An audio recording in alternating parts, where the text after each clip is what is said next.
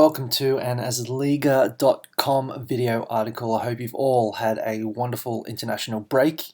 I hope you caught some of those international fixtures, and I hope you're all ready to go and ready for the Premier League to start back up again this weekend.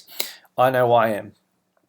So today I want to talk to you about something that I did mention in yesterday's article, but I think it's interesting enough that it bears a little more conversation. I think we should take a closer look at it. And basically that is the form of Jonjo Shelvey. Now in yesterday's article we took a look at the top 10 players based on their ALI, which is this column here, and basically is our rating of how much fantasy relevant involvement a player has. And Shelvey is currently in 7th overall. He's only picked up the one fantasy return this season, but he's involved in everything. And if we go over to the Swansea Club Centre, we'll go down and take a look at their fixtures. We'll see that they have Watford, Everton, Southampton, Tottenham and Stoke. Now, between these 5 teams, they've had 20 fixtures, and they've only picked up 2 wins out of 20. That's not much, and 3 of these games are at home for Swansea. So there is plenty of opportunity for Swansea players to be picking up points over the next few game weeks.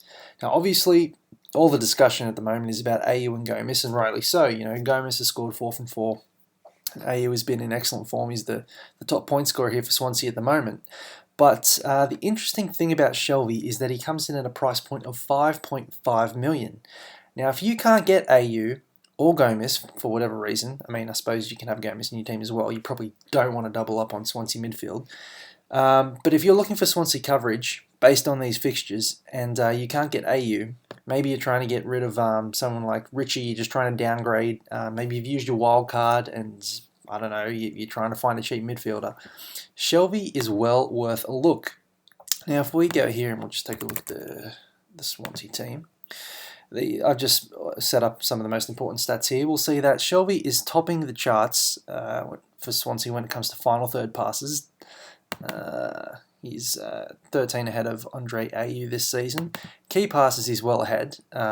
He's 6 more than Sigurdsson and Montero, so he's providing plenty of shooting opportunities for his teammates. And if Ayew and Gomis keep up the form that they're in, Shelvey's going to pick up some assists off the back of them.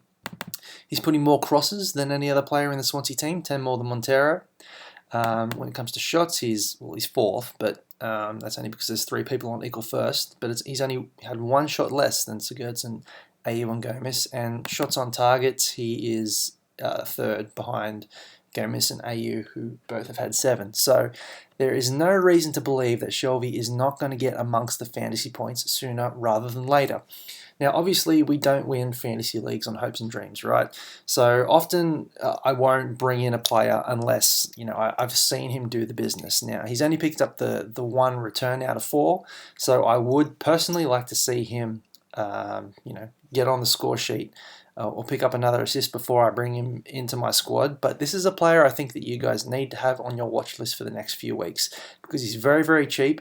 And the kind of industry that he's producing right now is up there with the likes of, David Silva, Ozil, all those blokes as well. So keep an eye on him over the next few weeks, and we'll see how he goes. He could turn out to be excellent value for money. If you have any questions, hit us up on Twitter at AsligaOfficial.